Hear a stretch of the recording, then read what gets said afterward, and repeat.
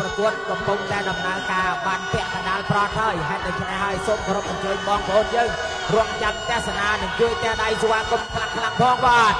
sáu sảy tà mông và đầy âu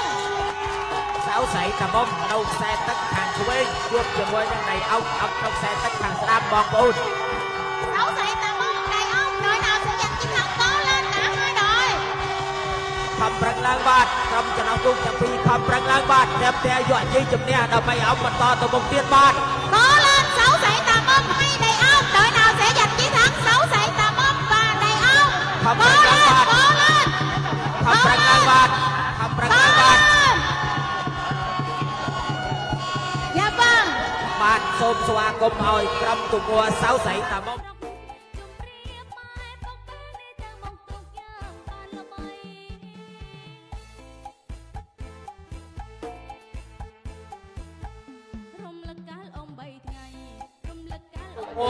ពោធិរាំងសីទី2អំនៅខ្សែទឹកខាងឆ្វេងជួបជាមួយនឹងក្រុមទូកត្រវឹកចាស់ទី3អំនៅខ្សែទឹកខាងស្ដាំសូមគោរពអញ្ជើញបងប្អូនដែលមានចែកតាយើងជួយតែដៃស្វាគមន៍បាទ trận 70 diễn ra giữa đội Bố Thi Răng Say 2 đường đua bên trái và Trà Bích Trụ 3 đường đua bên phải và đội nào sẽ giành chiến thắng và đội nào sẽ bước vào vòng tứ kết chúng ta cùng theo dõi và cổ vũ cho cả hai đội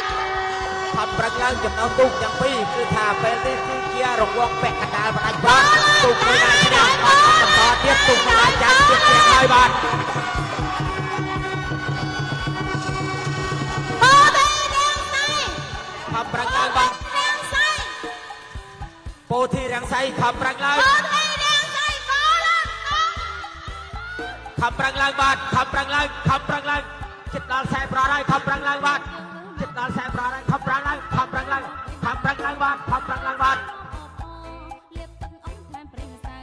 លៀបទឹកអ៊ំថែមប្រេងសៅយ៉ាងមិត្តភូមិបើដល់កៃឡាករស្រៀងសាំងតអមណូទូយ៉ាងថ្មថ្មីដែលទៅនឹងបានជោគជ័យនាំសំសួរស្ដីសិរីមង្គលមកដល់ភូមិស្រុកជំរាបបាយបបិលនេះតែមកទុកយ៉ាងបានល្បី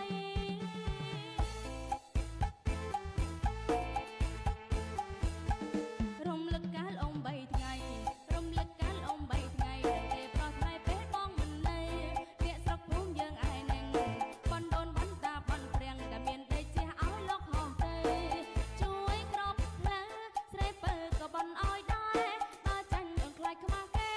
ខ្លាចប្រមីមេអរំបាច់បាយបងហោមឡងចិត្តនេះគឺវាពិតអូនមិនប្រដិតក៏ហងបងទេ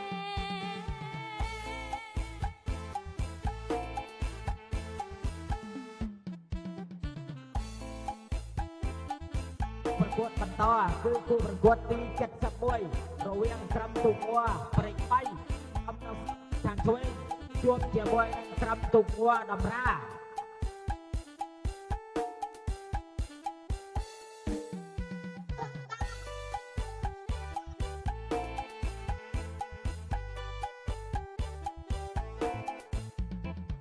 ទូកព្រៃបៃជួបជាមួយនឹងក្រុមទូកដំរាសូមបងប្អូនជួយតែដៃស្វាគមន៍បងបាទ ខំប្រឹងឡើងដំរាជាមួយនឹងព្រៃបៃខំប្រឹងឡើងបាទ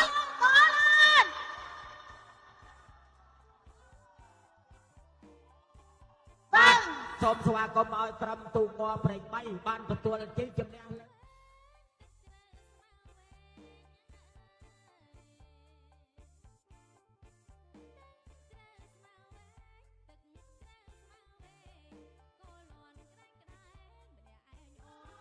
ប្រកួតលើកទី72រវាងក្រុមទូកទី72រវាងក្រុមទូកស្រែសៀមថ្មីទី1ទឹកខ្សែទឹកខាងឆ្វេង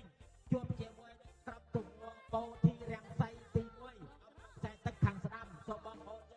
ជួយតែដៃស្វាគមន៍ផងបាទ Răng Say nói một đường đua bên trái Bố Thi Răng Say một đường đua bên phải ប្រកួតទាំងពីរកំពុងតែដំណើរការបានជាក់ពាក់កណ្ដាលប្រត់ហើយហើយដូច្នេះហើយសូមគោរពអញ្ជើញបងប្អូនយើងជួយតែដៃស្វាគមន៍ខ្លាំងឡើងបាទ Bố Thi Răng Say Răng Say tiếng nói Răng Say Thi Răng Say ta cùng đi vào cổ vũ cho hai đội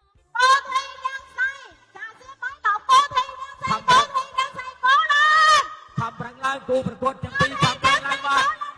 ខំប្រឹងឡើងបាត់គូប្រកួតទាំងពីរខំប្រឹងឡើងបាត់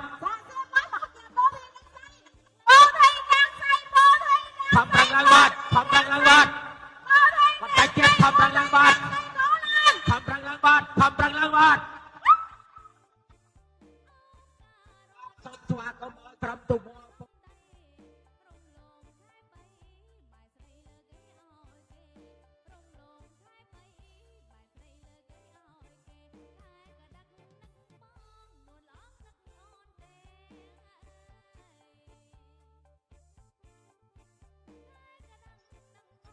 Trận 73 diễn ra giữa hai đội là xiêm cũ đường đua bên trái và chùa Cái Đúc Vàng đường đua bên phải. Chúng ta cùng theo dõi và cổ vũ cho cả hai đội.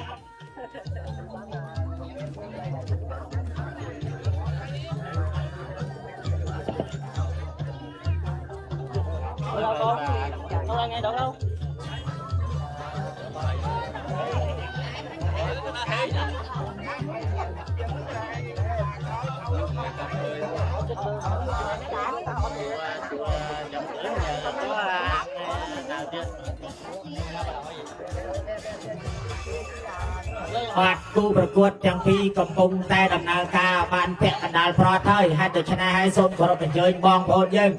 រងចាំទស្សនានិងជួយទះដៃស្វាគមន៍បន្តទៀតផងបាទដើម្បីផ្ដល់នូវកម្លាំងកាយផ្ដល់នូវកម្លាំងចិត្តឲ្យចំណុះទូកទាំងពីរឲ្យមានកម្លាំងខ្លាំងក្លាអំតាមតែយកជ័យជំនះបាទ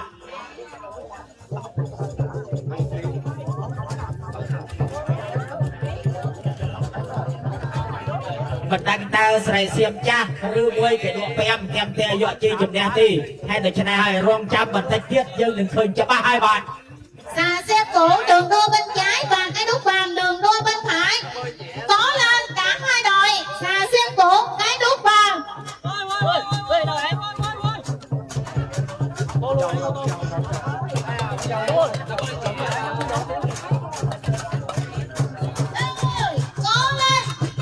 lên. Không phải lên bóng vốn đâu mình thích tiếp đi không ai lo sự không bạn បាទសូមស្វាគមន៍ឲ្យក្រុមទូក័រស្រែសៀមចាស់បានទទួលជ័យជំនះលើក្រុមទូក័រ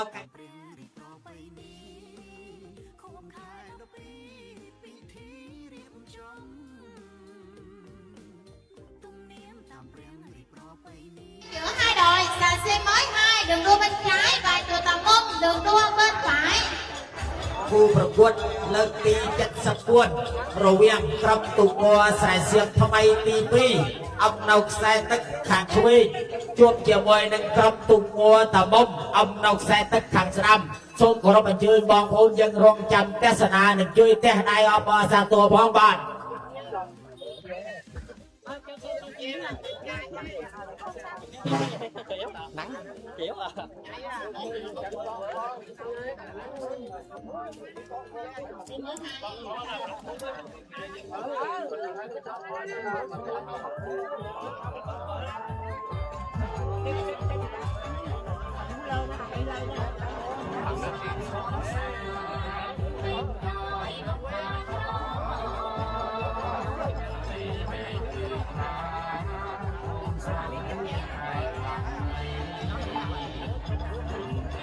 បាទគូប្រកួតកំពុងតែដំណើរការបានពាក់កណ្ដាលប្រត់ហើយសូមគោរពអញ្ជើញបងប្អូនយើងជួយទះដៃខ្លាំងឡើងបាទ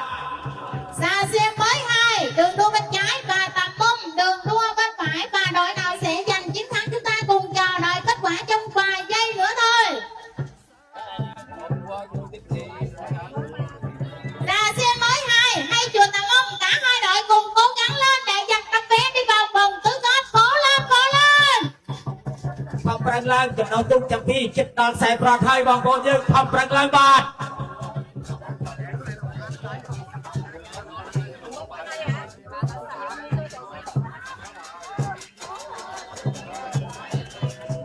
ខំប្រឹងឡើងបងប្អូនយើងចិត្តដល់ខ្សែប្រត់ហើយបាទ Cố lên cố lên. បាទសូមស្វាគមន៍ឲ្យក្រុមទូក័រស្រែសៀមទី2បានទទួល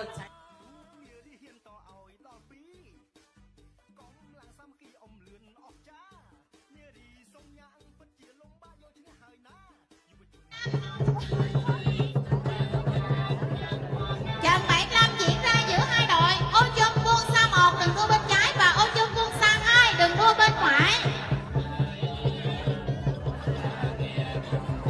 បាទគូប្រកួតលើកទី75រវាងក្រុមទូងួអូជុំវង្សាទី1ជួបជាមួយនឹងអូជុំវង្សាទី2ក្រុមទូងួទាំងពីរនៅក្នុងវត្តតែមួយហេតុដូច្នេះហើយមិនដឹងទូងួមួយណាបានភ្លេចឈ្នះទូងួមួយណាចាញ់ទេសូមបងប្អូនយើងរងចាំទស្សនាបាទ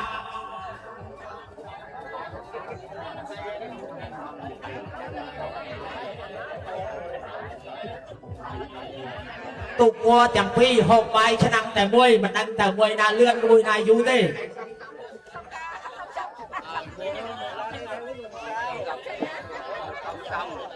Ô Dung Quân một và Ô Dung Quân xa hai đội nào sẽ giành chiến thắng để đi vào vòng tứ kết ក្រុមទូកួមួយណាទៀមទាយកជាជំនះនឹងបានបន្តការទៅមុខទៀតក្រុមទូកួមួយណាចាញ់នឹងត្រូវមានជ្រៀងហើយ anh em á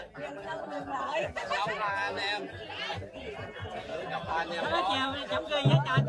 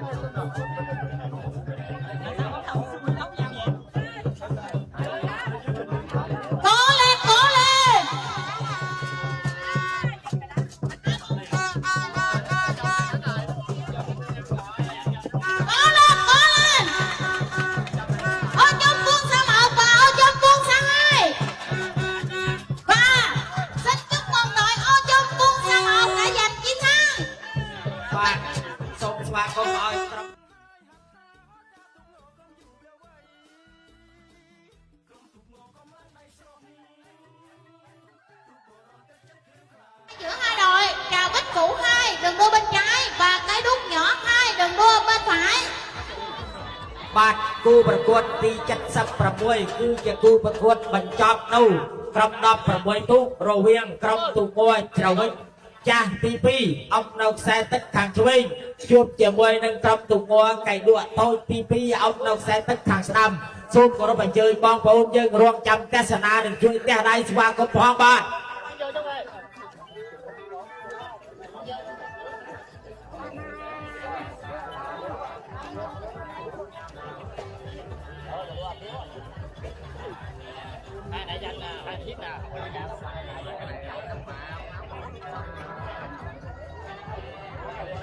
chào bích cũ 2 đường đua bên trái và cái đúc nhỏ 2 đường đua bên phải và đội nào chiến thắng sẽ gọi tên đội nào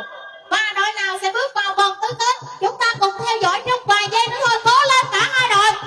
và trông chờ vào sự bứt phá của đội nào thành công sẽ mang lại chiến thắng cố lên cái đúc nhỏ 2 chào bích cũ 2 cố lên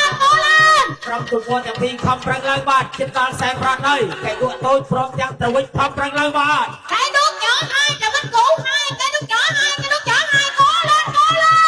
ខំប្រឹងឡើងបាទជិតដល់ខ្សែប្រត់ហើយខំប្រឹងឡើងបាទបាទសូមស្វាគមន៍ឲ្យក្រុមទូកួកៃដួតូចបានទទួលជ័យជំនះ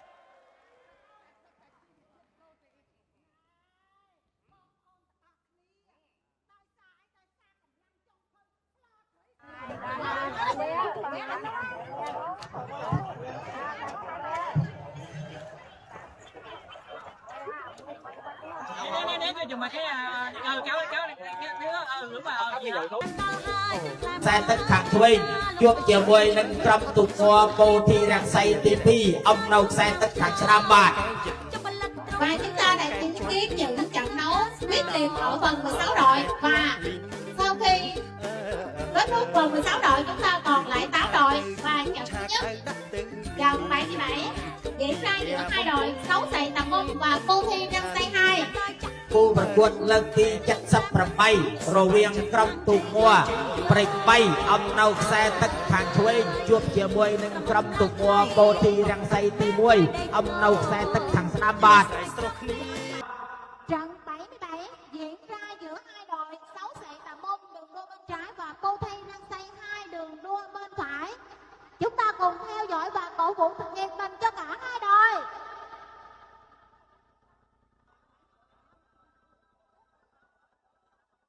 ประกวดจังปีកំពុងតែដំណើរការហើយបងប្អូនយើងរងចាំទស្សនាផងបាទ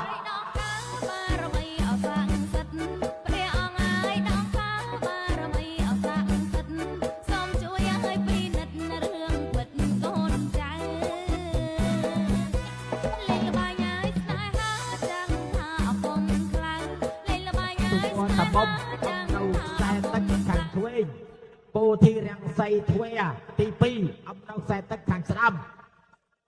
គូប្រកួតទាំងពីរកំពុងតែដំណើរការបងប្អូនយើងជួយតែដៃខ្លាំងៗឡើងបាទ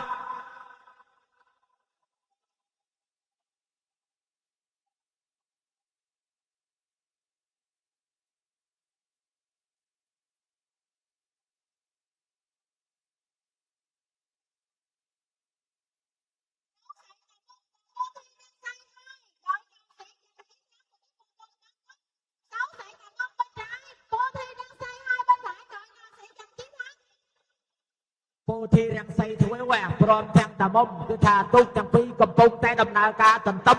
គ្នាហើយដូច្នេះបងប្អូនយើងជួយតែដៃស្វាគមន៍ខ្លាំងៗឡើងបាទ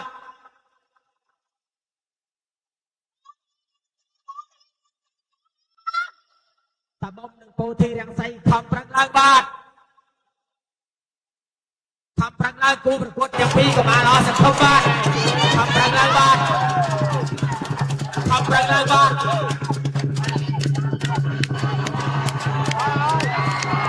បាទសូមស្វាគមន៍ឲ្យក្រុម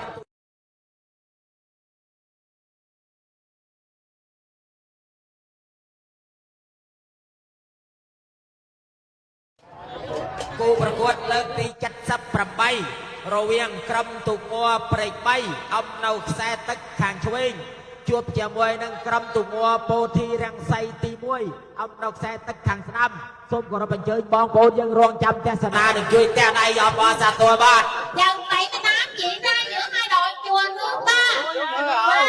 chùa Cô Thi đang xây một chùa thứ ba đường đua bên trái và chùa Cô Thi đang xây một đường đua bên phải.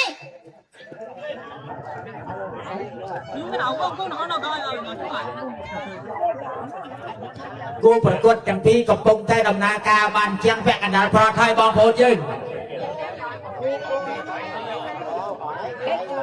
មិនដឹងតើព្រែក3ឬមួយពោធិរាំងសីទេចាំបន្តិចទៀតបាទ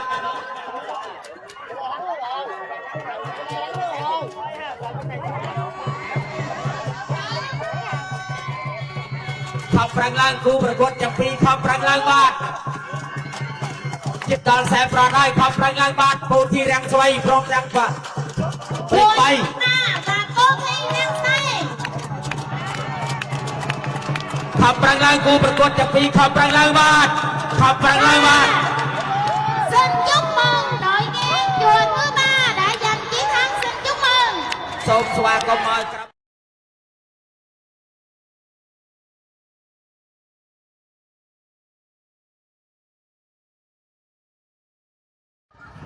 Xà xe cũ và xà xe mới 2. Xà xe cũ đường đua bên trái, xà xe mới 2 đường đua bên phải. គូប្រកួតលើកទី79រវាងក្រុមទូកង័រស្រែសៀមចាស់អំនៅខ្សែទឹកខាងឆ្វេងជួបជាមួយនឹងក្រុមទូកង័រស្រែសៀមថ្មីទី2អំនៅខ្សែទឹកខាងស្ដាំសូមគោរពអញ្ជើញបងប្អូនយើងរងចាំទស្សនានិងជួយតែដៃស្វាគមន៍ផងបាទ Xà xe cũ đường đua bên trái, xà xe mới 2 đường đua bên phải và đội nào sẽ giành chiến thắng cuối cùng vòng bán kết. Chúng ta cùng chờ xem và cổ vũ cho cả hai đội.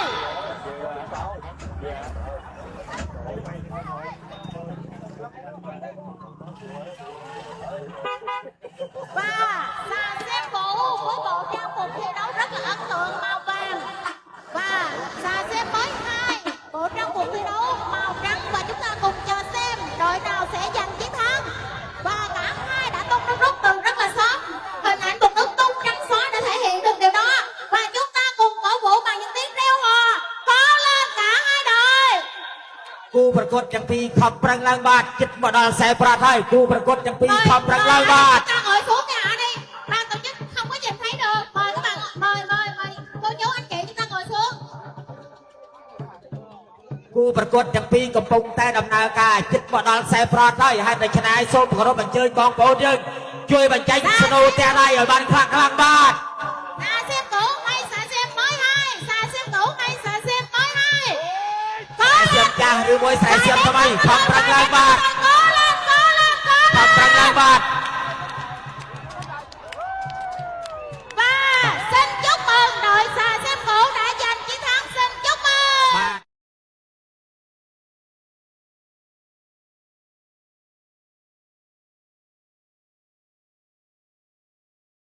Ô chùm quân xa 1 đường đua bên trái và cái đuốc nhỏ 2 đường đua bên phải, tranh khóe cuối cùng để vào vòng bán kết. Và đội nào sẽ ghi tên vào vòng bán kết? គូប្រកួតលើកទី80គឺក្រុមទូមួអូជុំវង្សាអំនៅខ្សែទឹកខាងឆ្វេងជួបជាមួយនឹងក្រុមទូមួកៃដួតូចទី2អំនៅខ្សែទឹកខាងស្ដាំសូមគោរពអញ្ជើញបងប្អូនយើងរងចាំទស្សនានិងជួយទះដៃអបអរសាទរស្វាគមន៍ផងបាទ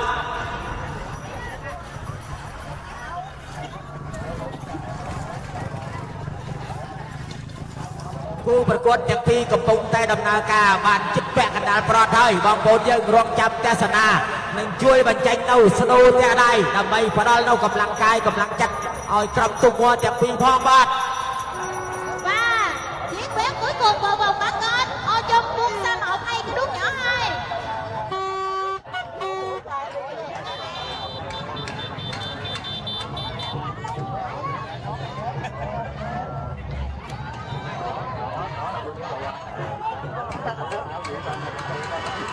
Ô chុំវង្សាទី1អំនៅខ្សែទឹកខាងឆ្វេង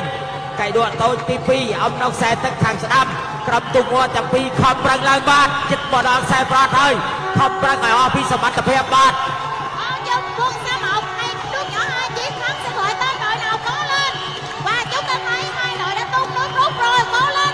thắng hai đội. Cố lên cái đuốc nhỏ 2. Ô chùm quân xa 1 Không răng lên bạn. Ô chùm quân xa 1 cố lên. ខំប្រឹងឡើងជិតដល់ខ្សែប្រត់ហើយខំប្រឹងឡើងកៃដួតូចព្រមទាំងអូជុំវង្សាខំប្រឹងឡើងបាទកៃដួតូចខំប្រឹងឡើងបាទខំប្រឹងឡើងបាទខំប្រឹងឡើងបាទបាទសូមស្វាគមន៍ឲ្យក្រុមទូមួកៃដួតូចទី2បានទទួល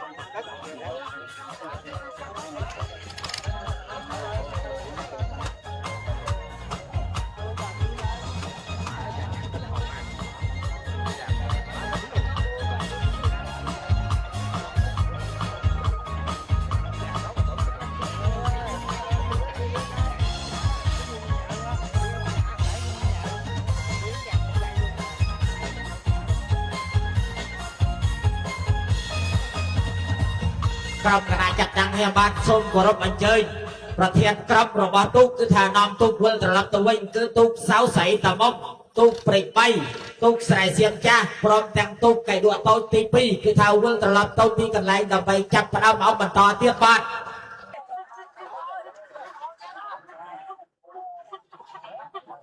សូមជូនដំណឹងទៅមានយាយតាយើងនៅខាងមុខខាងដៃហ្នឹងក៏យើងជួយអង្គុយចុះទៅឲ្យប្រធានក្រុមនៅខាងក្រោយមើលបានច្បាស់ផងបាទបងប្អូនយើងឈរនៅខាងក្រោយមើលមិនឃើញ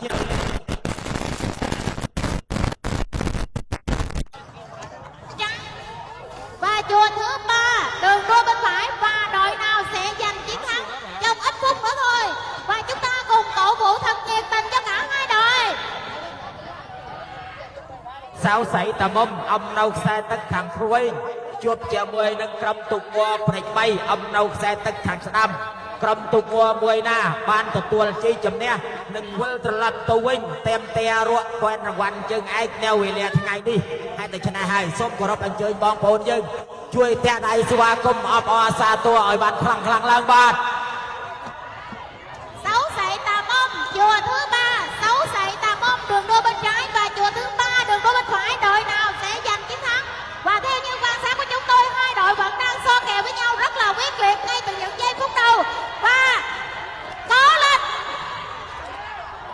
ប្រកួតទាំងពីរកំពុងតែដំណើរការទន្ទឹមគ្នាចំពោះមកកាន់ខ្សែប្រត់ហើយហេតុដូច្នេះសូមគោរពអញ្ជើញបងប្អូនយើងជួយតែដៃស្វាគមន៍ខ្លាំងឡើងបាទ Sáu sảy tà bông hay chùa thứ ba. Sáu sảy tà bông hay chùa thứ ba. Hai đội cố lên. Sáu sảy tà bông hay chùa thứ ba. ព្រេក3ឬមួយសៅសៃតាមុំបងប្អូនយើងជួយតែដៃស្វាគមន៍ខ្លាំងឡើងបាទ Sáu sảy tà bông hay chùa thứ ba. Sáu sảy tà bông hay chùa thứ ba. Sáu sảy tà bông. Cố lên, cố lên, cố lên. Dạ.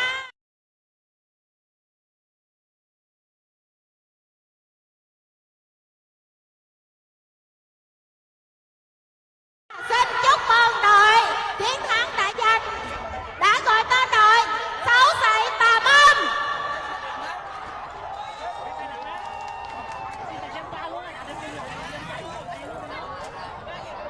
Trận số 2 trong vòng bán kết diễn ra giữa hai đội xà xem cũ đường đua bên trái và cái đút nhỏ 2 đường đua bên phải, và đội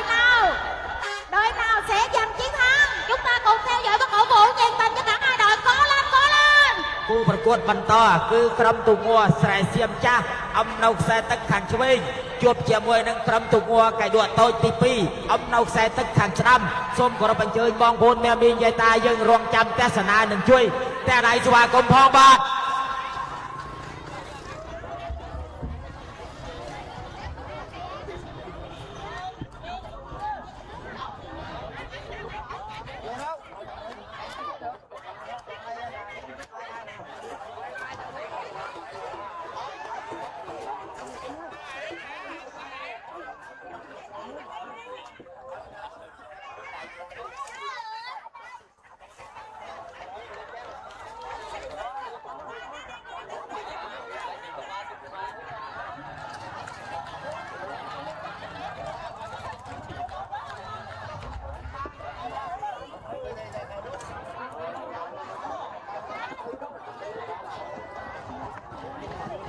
គូប្រកួតបន្តគឺក្រុមទូងัวស្រែសៀមចាស់អំនៅខ្សែទឹកខាងឆ្វេង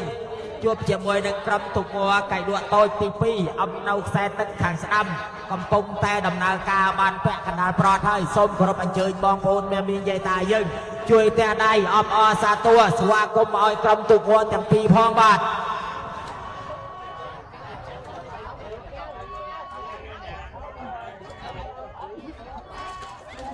ក្រុមទូងัวទាំងពីរក្រុមទូងัวមួយណាតែមតែយកជ័យជំនះនឹងវិលត្រឡប់ទៅវិញប្រកួតប្រណាំងតែមតែយកលេខ1ពេនរង្វាន់ជើងឯកនៅវេលាថ្ងៃនេះបាទ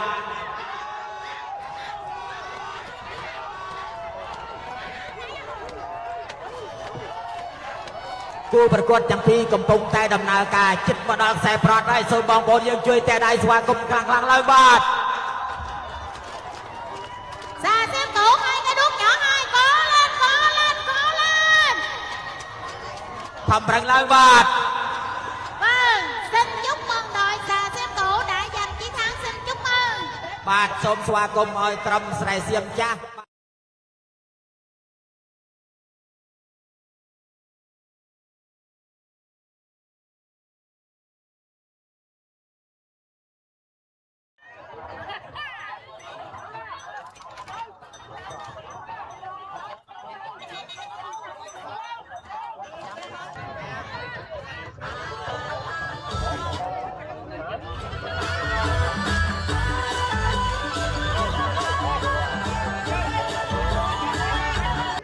គូប្រកួតតែមទាពេនរង្វាន់លេខ3គឺរវាងក្រុមទូងัว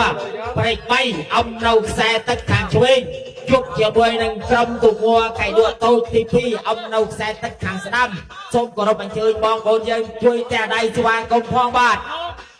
Trận đấu tranh giải ba diễn ra giữa hai đội. Chùa thứ ba diễn ra bên đường đua bên trái và cái đút nhỏ 2 đường đua bên phải. Chúng ta cùng theo dõi và cổ vũ cho cả hai đội. Thứ ba đường đua bên trái, cái đút nhỏ đường đua bên phải, và đội nào sẽ giành chiến thắng. ក្រុមទូងัวទាំងពីរគឺព្រែក3ព្រមទាំងកៃដួតតូចទី2 ក្រុមទូមួមួយណាតែមតែយកជីជំនះនឹងបានទទួលរង្វាន់លេខ3នៅវេលាថ្ងៃបុណ្យអកអំបុកសំពះព្រះខែនៅវត្តពោធិរាំងសីទ្វេដងព្រែកទីតាំងសូមគោរពអញ្ជើញបងប្អូនយើងជួយតែដៃស្វាគមន៍និងអបអរសាទរផងបាទ thứ ba đường đua bên trái cái nút nhỏ hai đường đua bên phải và đội nào sẽ giành chiến thắng và được giải ba của ngày hôm nay cả hai đội cố lên ក្រុមទូមួទាំងពីរខំប្រឹងឡើងបាទ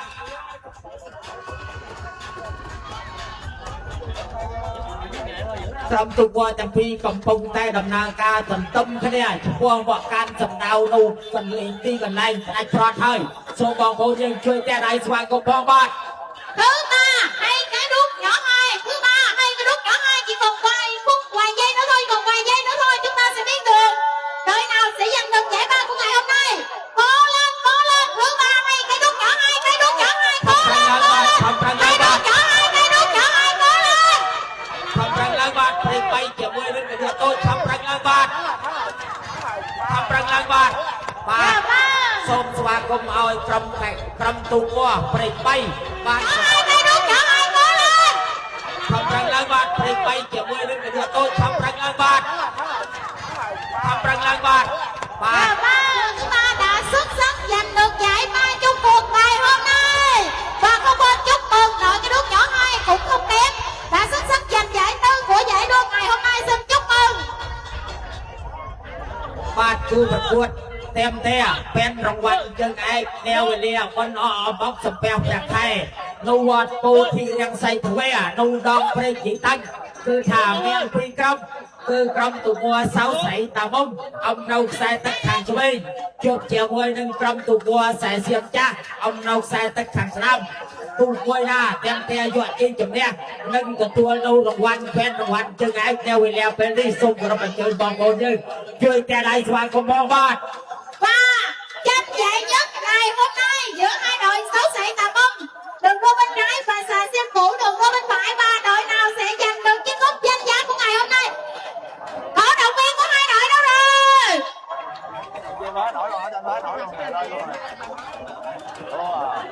ជួយតែដៃស្វាគមន៍ខ្លាំងៗផងបាទ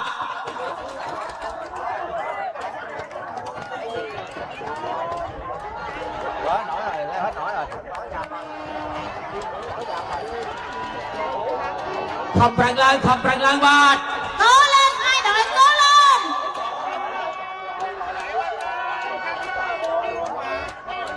ស្រែសៀមចាស់ជាមួយនឹងក្រុមទូមួសៅស្រីតាមុំបាទ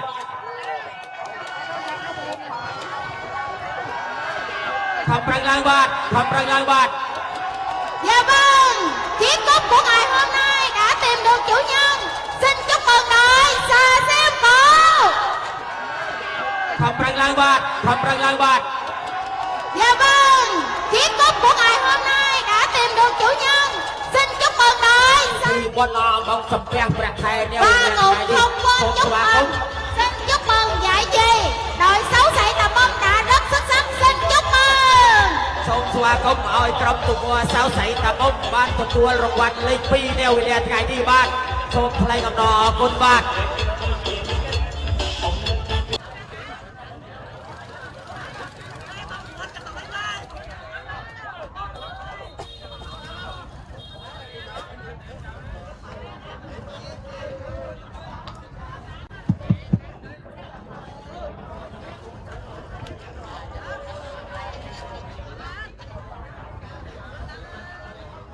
បន្តអំពីក្រុមទូមួបានមកចោះឈ្មោះអំនៅវត្តពោធិរាំងសីមានចំនួន37ទូកប៉ុន្តែបានជ្រើសរើសយកតែ4ទូកគឺក្រុមទូមួទាំង4បានទទួលលទ្ធផលចាប់តាំងអំពីលេខ4លេខ3លេខ2និងលេខ1ហេតុដូច្នេះហើយខ្ញុំបាទគឺថាសូមជំនួសជួសតាំងឲ្យក្រុមគណៈចាត់តាំងសូមតំណាងគោរពអញ្ជើញទៅដល់ប្រធានក្រុមទាំង4គឺប្រធានក្រុមទូមួប្រធានទូក្រុមទូមួលេខ4គឺក្រុមទូមួកៃដក់តូចទី2សូមគោរពអញ្ជើញឡើងវេទិកាបាទ và phần quan trọng nhất trong ngày và phần quan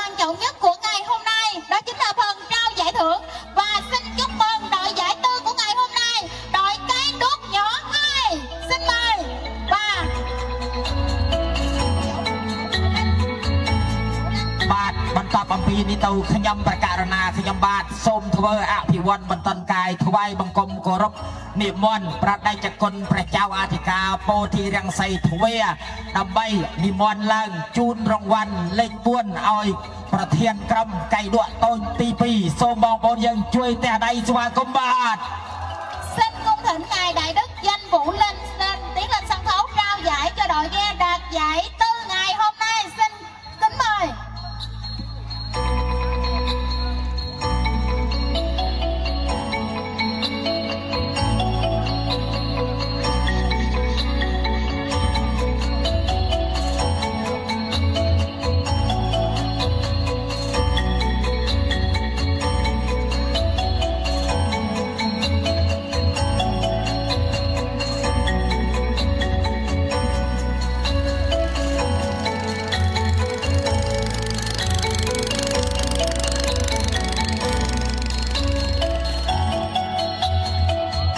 សូមគោរពអញ្ជើញបងប្អូនយើងជួយទះដៃស្វាគមន៍ខ្លាំងៗឡើងបាទបន្តមកទៀតសូមគោរពអញ្ជើញប្រធានក្រុមទូកងัวព្រែក3គោរពអញ្ជើញឡើងវេទិកាដើម្បីក្រុមគណៈចាត់តាំងរបស់យើងខ្ញុំបាទប្រទានរង្វាន់លេខ3បាទសូមគោរពអញ្ជើញបាទ Và xin kính mời đội đạt giải 3 ngày hôm nay. Xin mời đội chùa thứ 3. Xin chúc mừng. បាទបន្តអំពីនេះទៅខ្ញុំប្រកាសណាខ្ញុំបាទសូមធ្វើអភិវឌ្ឍបន្តកាយគោរពនិមន្តប្រដេជគុណព្រះចៅអធិការយ៉ាញ់ទឿប្រដេជគុណនិមន្តឡើងដើម្បីជួយជូនរង្វាន់លេខ3ឲ្យក្រុមគណៈចាត់តាំងរបស់យើងខ្ញុំបាទសូមអារាធនានិមន្តប្រដេជគុណនិមន្តឡើងវេទិកា Xin cung thỉnh Đại Đức Danh Đưa lên tiến lên sân khấu trao giải cho đội ghe đạt giải 3 ngày hôm nay. សូមបងប្អូនយើងទះដៃស្វាគមន៍បាទ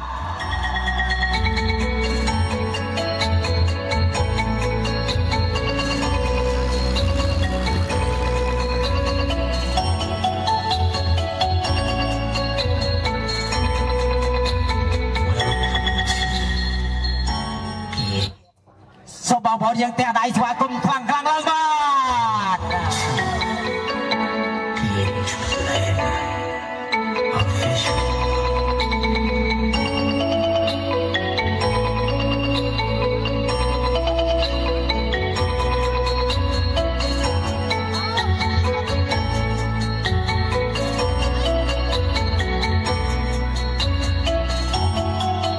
Và xin chúc mừng đội đạt giải 3. Chúc mừng. បាទសូមស្វាគមន៍បាទបន្តអំពីនេះទៅគឺថាក្រុមគណៈចាត់តាំងខ្ញុំបាទសូមគោរពអញ្ជើញប្រធានក្រុមឈរលេខ2គឺប្រធានក្រុមទូកងัวសៅសៃតាមុំសូមគោរពអញ្ជើញប្រធានក្រុមសៅសៃតាមុំអញ្ជើញឡើងវេទិកាបាទ Xin mời đội đạt giải nhì ngày hôm nay. Sáu sĩ Tà Mông. បន្តអំពីនេះទៅខ្ញុំប្រកាសណាខ្ញុំបាទសូមធ្វើអភិវឌ្ឍបន្តកាយថ្វាយបង្គំអារាធនានិមន្តប្រដេជគុណយ៉ាញ់ហៅនិមន្តឡើងវេទិកាដើម្បីជូនរង្វាន់លេខ2សូមអារាធនានិមន្តប្រដេជគុណ Xin cung thỉnh ngài Đại Đức Danh Hậu tiến lên sân khấu trao giải cho đội ghe đạt giải nhì ngày hôm nay.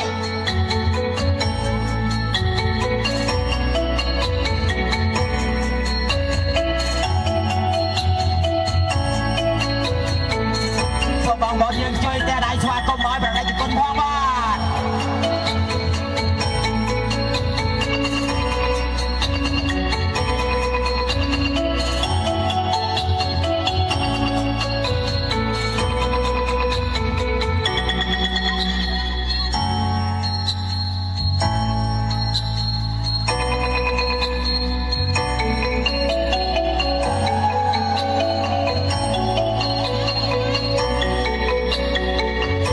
សូមបងប្អូនយើងជួយទះដៃស្វាគមន៍ខ្លាំងឡើងបា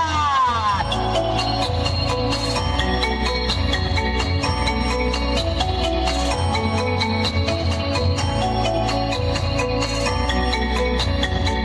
បន្តអំពីនេះទៅគឺថាក្រុមគណៈចាត់តាំងខ្ញុំបាទសូមគោរពអញ្ជើញប្រធានក្រុមដែលឈរមានរង្វាន់ជើងឯកលេខ1នៃពិធីបុណ្យអមុកសំពះព្រះខែនៃឆ្នាំ2023 2025សូមគោរពអញ្ជើញប្រធានក្រុមស្រែសៀមចាស់អញ្ជើញឡើងវេទិកាបាទ Dạ vâng, xin chúc mừng đội gia xuất sắc nhất ngày hôm nay đội xà xiêm cũ đã giành được chiếc cúp danh giá tại giải đua cây ngô mini năm 2025 tại chùa Bố Thi Nancy Dập Cửa. Xin chúc mừng.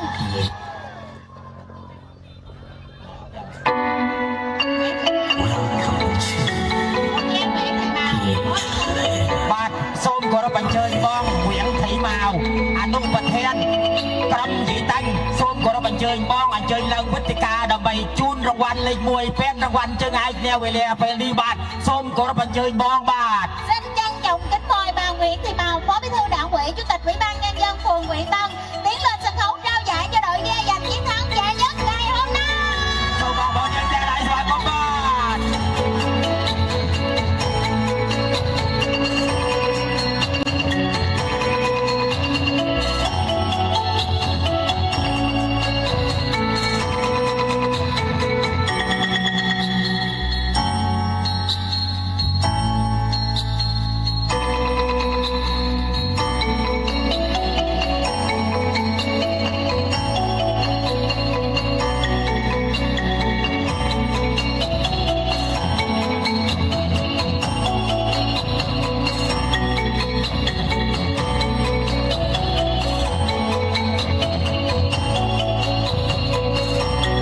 សូមបងប្អូនយើងតែlạiស្វាគមន៍ខាងខាងហ្នឹងបាទ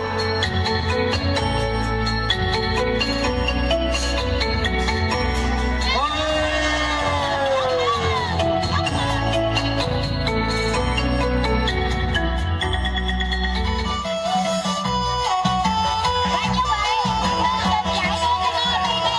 mừng lễ hội mở ngọc lục xin được phép khép lại. Cảm ơn quý lãnh đạo các cấp chính quyền cùng toàn thể khán giả đã đến dự chương trình hôm nay. Xin chúc tất cả mọi người một lễ vui vẻ, sức khỏe, xin chào và hẹn gặp lại.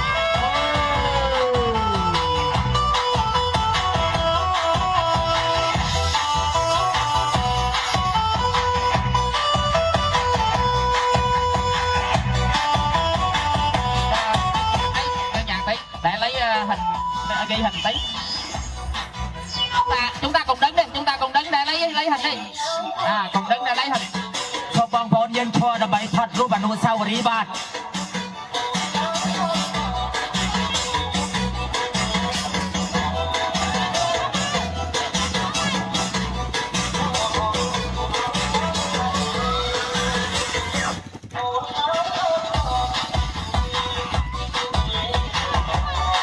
បាទក្នុងកម្មវិធីវត្តអង្គទូនៅវត្តពោធិរង្សីសូមបញ្ចប់តែត្រឹមនេះបា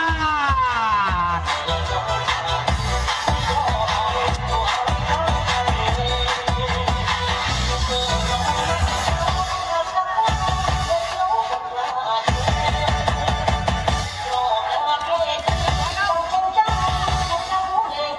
សូមបញ្ចប់អញ្ជើញប្រធានក្រុមលេខ1បញ្ចេញនៅបទចម្រៀងមួយបទឲ្យបានសប្បាយបាទ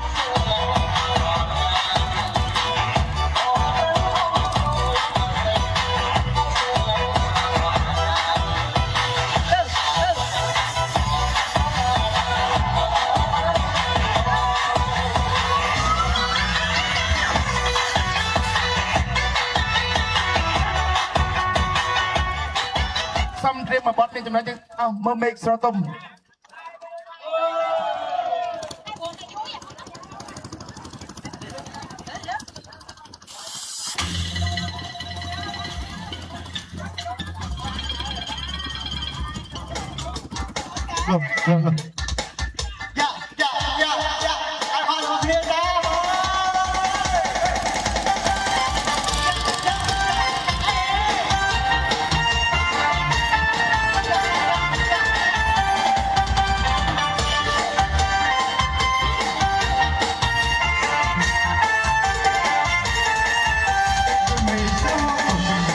Hãy subscribe